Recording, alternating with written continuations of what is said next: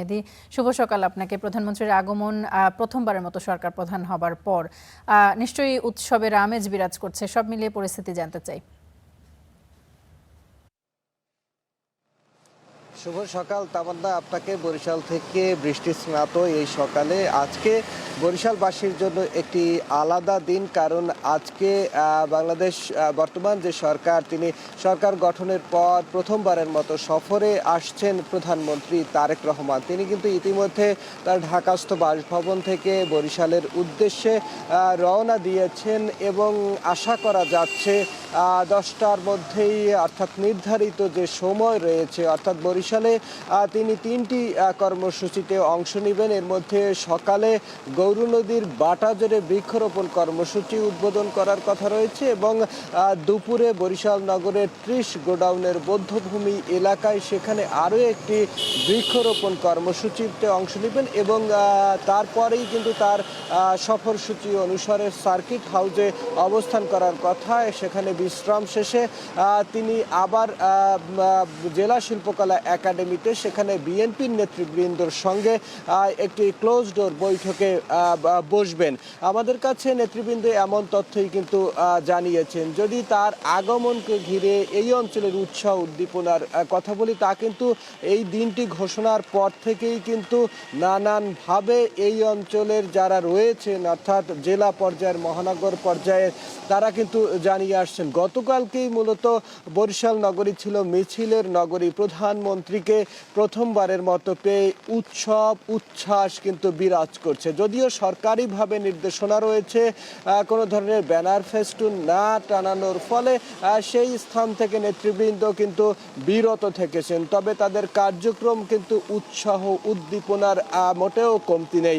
একটি তথ্য জানিয়ে রাখতেই হয়, দক্ষিণাঞ্চলের বাসীর কিন্তু দীর্ঘদিনের প্রাণের দাবি ছিল ভাঙ্গা থেকে কুয়াকাটা পর্যন্ত 6 লেন এবং ভোলা বরিশাল সেতু, এছাড়া কুয়াকাটার উন্নয়ন এবং দক্ষিণাঞ্চলের রেল লাইনের যে কথা ছিল, সেই বিষয়টিও কিন্তু আজকে আলোচনায় আসতে পারে বলে বিএনপির নেতৃবৃন্দ জানিয়েছেন এবং তারা বিশ্বাস করেন, যেহেতু তারেক রহমান প্রথমবারের মতো বরিশাল সফর করছেন, তিনি সুখবর দিয়ে যাবে দক্ষিণাঞ্চলবাসীকে।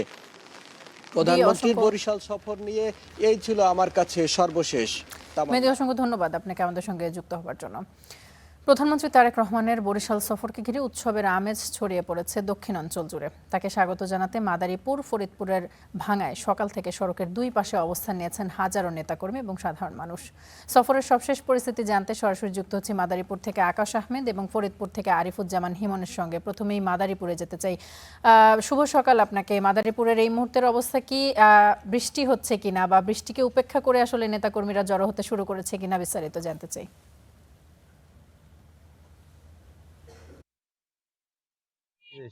শুভ সকাল আপনাকে। আমি এই মুহূর্তে রয়েছি মাদারীপুর জেলার যে টেকনাফ বন্দর রয়েছে, টেকনাফ বন্দরে রয়েছে। এই টেকনাফ বন্দরে কিন্তু ঢাকা বরিশাল মহাসড়কের উভয় পাশেই কিন্তু নেতাকর্মীদের ঢল দেখা গেছে সকাল থেকেই। সেখানে কিন্তু যে দক্ষিণ অঞ্চলে যে প্রধানমন্ত্রীর সফর ঘিরে কিন্তু আনন্দের বন্যা বইছে। এখানে কিন্তু আনন্দে সকলেই কিন্তু উল্লাস করছেন, যেমন নেতাকর্মীরা ভিড় জমাচ্ছেন। এখানে কিন্তু কিছুক্ষণের মধ্যেই মাদারীপুর 2 আসনের সংসদ সদস্য জাহাঙ্গীর আলী মিয়ার উপস্থিত থাকার কথা রয়েছেন। তিনি কিন্তু এখান থেকেই প্রধানমন্ত্রীর যে সফর রয়েছে সেই সফরে কিন্তু যোগ দিবেন, এমনটি কিন্তু আমাদেরকে জানিয়েছেন। এছাড়াও যে দেখতে পাচ্ছেন যে আসলে এখানে নেতা কর্মীদের যে দুই পাশে উপস্থিতি রয়েছে, হাজার হাজার নেতা কর্মী কিন্তু এই মাদারীপুরে উপস্থিত রয়েছেন। তারা প্রধানমন্ত্রীকে শুভেচ্ছা জানাবেন। ডাঙ্কা বাহিনী রয়েছেন, দলে দলে কিন্তু উপস্থিত হচ্ছেন যে নেতা কর্মী নেতৃবৃন্দর দল, তারা কিন্তু দলে দলে উপস্থিত হচ্ছেন। যে প্রধানমন্ত্রী তিনি প্রথমবারের মতো কিন্তু প্রধানমন্ত্রী নির্বাচিত হওয়ার পর এই দক্ষিণ অঞ্চলে আসছেন। তিনি যাবেন বরিশালে। তো বরিশালে যাওয়ার পথে তাকে একটু সময়ের জন্য শুভেচ্ছা জানানোর জন্য কিন্তু তারা এখানে অপেক্ষা করছেন। তারা কিন্তু এরকম দলে দলে জড়ো হচ্ছেন। এইমাত্র কিন্তু একটি নেত্রী, যে মহিলা বিএনপির নেতৃবৃন্দ, তারা কিন্তু উপস্থিত হয়েছেন। এছাড়া কিন্তু সকাল থেকে যে নেতাকর্মী রয়েছে, বিএনপি, যুবদল, ছাত্র দলের যে অঙ্গ সংগঠনের নেতাকর্মী রয়েছে তারা কিন্তু উপস্থিত রয়েছে। এছাড়া কিন্তু যে নিরাপত্তার বিষয়টা যদি বলি তাহলে এই সড়কে কিন্তু নিরাপত্তার বিষয়ে কিন্তু তারা জোরদার করেছেন। প্রশাসন, সকল স্তরের প্রশাসন কিন্তু এখানে উপস্থিত রয়েছেন। গোয়েন্দা সংস্থা, পুলিশ সহ যে র্যাবের সিভিল পোশাকে রয়েছেন, সকল ধরনের প্রশাসন কিন্তু এখানে উপস্থিত রয়েছেন। তারা কিন্তু নিরাপত্তার চাদরে ঢেকে রেখেছেন এই ঢাকা বরিশাল মহাসড়ক। তামান্না, এই ছিল মাদারীপুর থেকে সর্বশেষ। আকাশ, ধন্যবাদ আপনাকে আমাদের সঙ্গে যুক্ত হবার জন্য। আরিফুজ্জামান হিমন, আপনার সঙ্গে কথা বলতে চাই। ঠিক কি অবস্থা? নিশ্চয়ই সাজ রব বিরাজ করছে এবং আইন শৃঙ্খলা পরিস্থিতি কতটুকু তৎপর অবস্থানে রয়েছে, সব মিলিয়ে বিস্তারিত খবরাখবর জানতে চাই।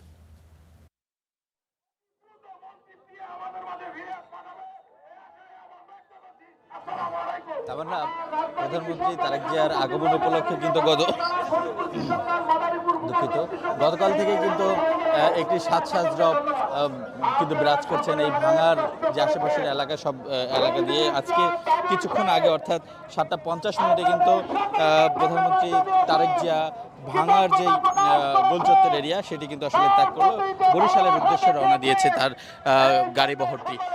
তামান্না, বলে রাখি যে প্রথমবারের মতো কিন্তু বরিশালে তিনি এই সড়ক যোগে কিন্তু একটি জনসভায় তিনি অংশগ্রহণ করবেন এবং এই তিনি যে এই সড়ক যোগে যাবেন সেই উপলক্ষে কিন্তু সকাল থেকেই এই যে বরিশাল ঢাকা বরিশাল যে মহাসড়ক অর্থাৎ ভাঙার যে আশেপাশের যে এলাকাগুলো আছে সেখানে কিন্তু সব শ্রেণী পেশার মানুষ অর্থাৎ নেতাকর্মী থেকে শুরু করে সাধারণ মানুষও কিন্তু সড়কের পাশে অবস্থান নিয়েছিল এবং তারা তাদের অনেকেরই প্রিয় নেতা তাকে দেখার জন্য, মাননীয় প্রধানমন্ত্রী তারেক রহমানকে দেখার জন্য তারা কিন্তু এই সড়কের পাশে অবস্থান নিয়েছিল এবং এইখানে আমরা দেখেছি যে নেতাকর্মীরা কিন্তু একটি মঞ্চ তৈরি করে সেখানে তারা বিভিন্ন দিক নির্দেশনা দিচ্ছেন এবং তারা বিভিন্ন স্লোগান দিচ্ছেন তারেক রহমানের আগমন উপলক্ষে এবং দুই পাশের যদি বলি যে সড়কের যে পরিস্থিতি নিয়ন্ত্রণে আনার জন্য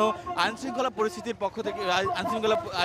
পক্ষ থেকে কিন্তু ব্যাপক একটি উপস্থিতি ছিল এবং তারা কিন্তু ব্যাপক প্রস্তুতি আসলে নিয়েছিলেন এবং এই সব মিলিয়ে যদি বলা যায় যে তারেক রহমানের বরিশাল সফরকে কেন্দ্র করে কিন্তু তারা প্রশাসনের পক্ষ থেকে এবং স্থানীয় বিএনপি এবং নেতাকর্মীদের পক্ষ থেকে কিন্তু ব্যাপক প্রস্তুতি আসলে নেওয়া হয়েছিল।